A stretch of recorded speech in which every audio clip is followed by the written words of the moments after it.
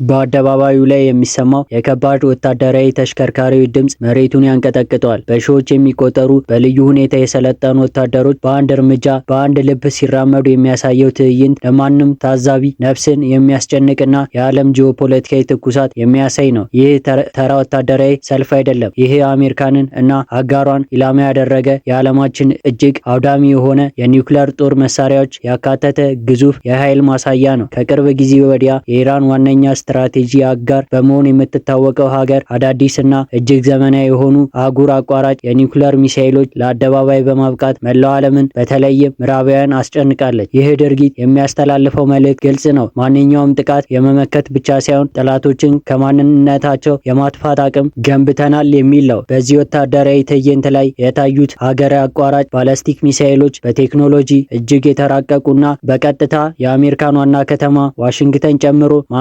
ማንኛውም ታላላቅ የአሜሪካ ግዙፍ ግዛቶች የመምታት አቅም ያላቸው መሆናቸው በወታደራዊ ተንታኞች ይነገራል። እነዚህ ግዙፍ የጦር መሳሪያዎች በልዩ ተንቀሳቃሽ ተሽከርካሪዎች ላይ ተጭነው ሲያልፉ ማየት አሜሪካ ለዓለም ላይ ያላት ብቸኛ ሀያልነት ጥያቄ ውስጥ መግባቱን አመልካች ነው። ከዚህ ቀደም የነበሩት ሚሳኤሎች ፈሳሽ ነዳጅ የተጠቀሙ በመሆናቸው ለውጊያ ዝግጁ ለማድረግ ረጅም ሰዓት ይወስዱ የነበር ሲሆን አሁን አደባባይ የወጡ ግን ጠጣር ነዳጅ የሚጠቀሙ በመሆናቸው በደቂቃዎች ውስጥ ተተኩሰው ኢላማዎቻቸውን ማውደም ይችላሉ። ይህ የቴክኖሎጂ ዝላይ አሜሪካን እነዚህ ሚሳኤሎች ከመተኮሳቸው በፊት ማክሸፍ የምታደርገው ጥረት እጅግ አስቸጋሪ አልፎ ተርፎ የማይቻል ያደርገዋል። የዚህ ወታደራዊ ትርኢት እና የኒውክሌር አቅም ፉክክር ዋነኛ መልእክት አሜሪካን በአካባቢው በምታደርገው ወታደራዊ እንቅስቃሴ ላይ ያነጣጠረ ነው። ፔንታጎን ከቅርብ ጊዜ ወዲህ ከደቡብ ኮሪያ እና ከጃፓን ጋር የሚያደርገውን የጋራ ወታደራዊ ልምምድ በማጠናከሩ ይህች የኢራን አጋር ሀገር ህልውናዬን አደጋ ላይ ወድቋል የሚል ስጋት አድሮባታል። ስለዚህ የኒውክሌር መሳሪያዎቿን በማሳየት አሜሪካን ወደኋላ እንዳታፈገፍግና ማንኛውም የጥቃት እርምጃ ከመውሰድ በፊት 10 ጊዜ እንድታስብ የማስገደድ ስትራቴጂ እየተገበረች ነው። ይህ የመከላከያ አቅም በመባል የሚታወቀው የኒውክሌር ፖለቲካ ጽንሰ ሀሳብ ሲሆን ጠላት ጥቃት ከሰነዘረ የሚደርስበት አጸፋ ምት እጅግ የከፋ እንደሚሆን በማሳየት ከጦር እንዲቆም ማድረግ ማለት ነው። ከዚህ ሁሉ ጀርባ ግን በዓለም አቀፍ ደረጃ ትልቅ ስጋት የፈጠረው የኢራንና የዚች ሀገር ሚስጥራዊና ጥልቅ ወታደራዊ ትብብር ነው። የኢራን መሪዎች ምስል በዚህ ትረካ ውስጥ በተምሳሌትነት መታየቱ ያለው ምክንያት አይደለም። ኢራንና አጋሮቿ ለበርካታ 10 ዓመታት በአሜሪካና በተባበሩ መንግስታት ድርጅት ከባድ የኢኮኖሚና የወታደራዊ ማዕቀብ ተጥሎባቸዋል። ይሁን እንጂ እነዚህ ማዕቀቦች ሀገሪቱን ከማዳከም ይልቅ የጋራ ጠላትነት ለመመከት ሲሉ ይበልጥ እንዲቀራረቡና ጠንካራ ጥምረት እንዲፈጥሩ አድርጓቸዋል። ይህ ጥምረት የጸረ ምዕራባውያን ዘንግ በመባል የሚታወቅ ሲሆን የቴክኖሎጂ የጦር መሳሪያና የኢኮኖሚ መረጃዎችን መለዋወጥ ያካትታል። ኢራን በመካከለኛው ምስራቅ ያላትን ጫና ፈጣሪነት ለማስፋት የባላስቲክ ሚሳኤሎች ፕሮግራሟን ስታሳድግ ቆይታለች። ወታደራዊ የስለላ መረጃዎችን እንደሚያመለክቱ የኢራን የሚሳኤል ቴክኖሎጂ እድገት በአብዛኛው የተመሰረተው ከዚች ሀገር በምታገኘው የቴክኖሎጂ ሽግግር ላይ ነው። የሞተር ዲዛይኖች ሚሳኤሉን ወደ ህዋ አውጥቶ መልሶ ወደ ምድር የመመለስ ቴክኖሎጂ እና ኢላማን በትክክል የመምታት ሳይሆን በሁለት ሀገራት መካከል በከፍተኛ ሚስጥር ይለዋወጣሉ። ስለዚህ ዛሬ በፒዮንግያንግ ወይም በሌላ ምስራቃዊ አደባባይ ላይ የታየው እጅግ ዘመናዊ ሚሳኤል ነገ በቴህራን አደባባይ ሊታይ ይችላል የሚለው ስጋት የአሜሪካና የእስራኤል መሪዎች እንቅልፍ የሚነሳ ጉዳይ ሆኗል። ይባስ ብሎ ይህ የኒውክሌር ጦር መሳሪያ ማሳያ ፉክክር የኢራን የኒውክሌር ፕሮግራም በተመለከተ አዲስ ትኩሳት ፈጥሯል። ኢራን የኒውክሌር ጦር መሳሪያ ባለቤት አለመሆኗ ብትገልጽም ዩራኒየም ወደ ከፍተኛ ደረጃ የማበልጸግ ስራዋን እንደቀጠለችበት የዓለም አቀፍ የአቶሚክ ኢነርጂ ኤጀንሲ በተደጋጋሚ ያስጠንቅቋል። የኢራን አጋር የሆነችው ሀገር አሁን ያሳየችው የኒውክሌር ጭንቅላትን የማምረትና በሚሳኤል ላይ የመግጠም አቅም ኢራን የፖለቲካ ውሳኔ ካለፈች በዚህ ቴክኖሎጂ ታግዛ በአጭር ጊዜ ውስጥ የኒውክሌር ኃይል ልትሆን እንደምችል ግልጽ ማሳያ ነው። ይህ ከሆነ ደግሞ በመካከለኛው ምስራቅ ያለው የኃይል ሚዛን ሙሉ በሙሉ የሚቀየር ሲሆን አሜሪካ በክልሉ ያላትን ተጽዕኖ በከፍተኛ ደረጃ ይዳከማል። ይህ ወታደራዊ ትርኢትና መልእክቱ በተናጠል የሚያሳይ ክስተት አይደለም።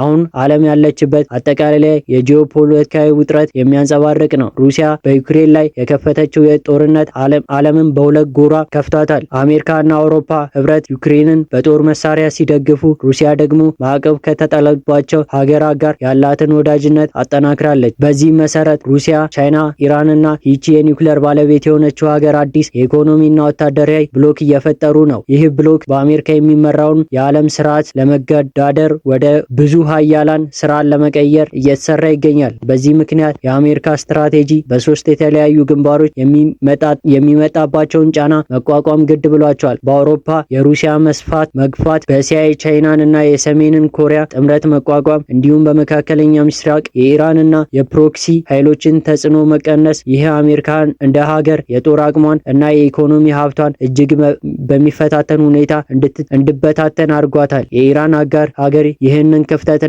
የአሜሪካን መወጠር በመረዳት ጊዜ የራሷን የኒውክሌር ጡንቻ ለማሳየትና ማስፈራሪያዋን በተግባር ለማዋል አመቺ መሆኑን አምነበታለች። በወታደራዊ ትርኢት ላይ የተላለፈው ሌላው አደገኛ መልእክት ታክቲካዊ የኒውክሌር የጦር መሳሪያ የሚያመለክት ነው።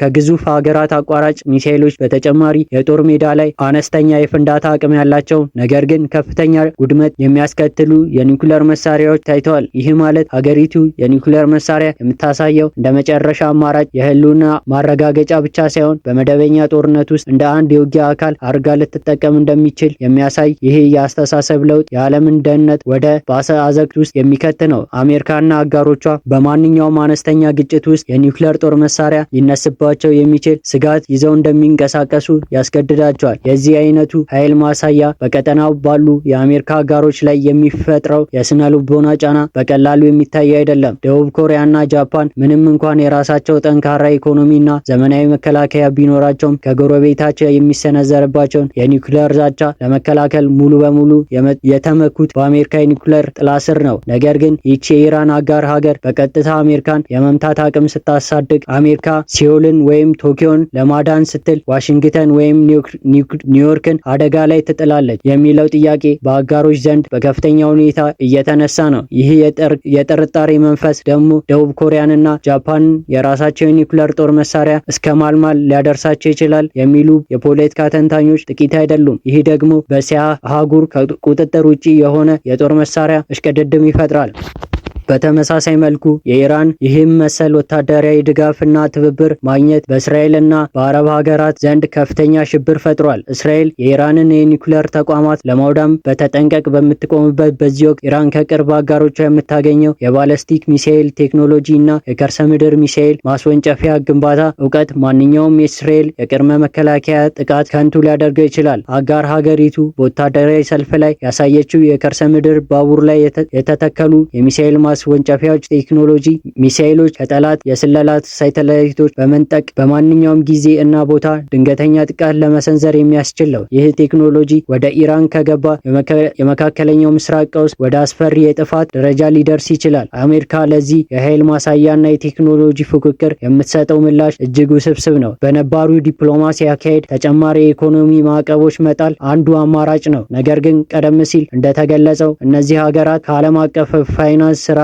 በተገለሉ ቁጥር የራሳቸው ህገወጥ የንግድ አውታርና የጥቁር ገበያ ልውውጥ በማጠናከር ማዕቀቡን የማለፍ ክህሎት አዳብረዋል። በሩሲያና በቻይና የድጋፍ ደጀንነት የአሜሪካ ማዕቀቦች እንደ ድሮን ጥርስ የሚያስነክሱ መሆናቸው ቀርቷል። በሌላ በኩል ደግሞ አሜሪካ ወታደራዊ ጥቃት ለመሰንዘር ብታስብ ውጤቱ በሚሊዮኖች የሚቆጠር ሰዎችን ህይወት የሚቀጥፍ የሶስተኛው ዓለም ጦርነት መነሻ ሊሆን ይችላል። ስለዚህ ዋሽንግተን በከፍተኛ አጣብቂኝ ውስጥ ትገኛለች። የዓለም አቀፍ ማህበረሰብ ይህንን ሁኔታ በከፍተኛ ትዝብትና ስጋት እየተመለከተ ነው። የተባበሩት መንግስታት ድርጅት የጸጥታ ምክር ቤት አባል ሀገራት በጉዳዩ ላይ ቢወያዩም በቋሚ አባላት መካከል በተለይም በአሜሪካ፣ ሩሲያና ቻይና መካከል ያለው ጥልቅ መከፋፈል ማንኛውም ተጽዕኖ ፈጣሪ የጋራ ውሳኔ ለማስተላለፍ እንቅፋት ሆኗታል። ይህ ዲፕሎማሲ ሽባነት የጦር መሳሪያ አምራች እና ሀገራት ያለምንም ከልካይ ስራቸውን እንዲቀላቀሉ አረንጓዴ መብራት ሰጥቷቸዋል። ከዚህ ወታደራዊ ሰልፍና የኒውክሌር አቅም ማሳያ ጀርባ ያለው ሌላኛው ትልቅ ሚስጥር የሀገር ውስጥ የፖለቲካ